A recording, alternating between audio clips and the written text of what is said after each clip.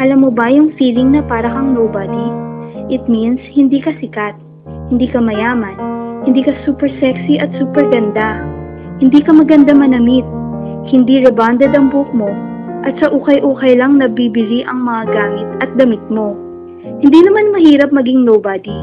Ang mahalaga, may isa ka pa rin namang mapanghahawakan na mayroon ka.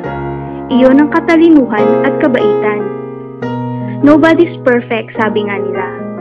Pero may mga tao kung makaasta ay perpekto sila. Kung sa bagay ay buhay nila iyon. Just mind your own life. Kung isa ka mang nobody, anong mararamdaman mo kung ang isang perfect guy ay mahook sa'yo? Well, let's see. Let the magic begin.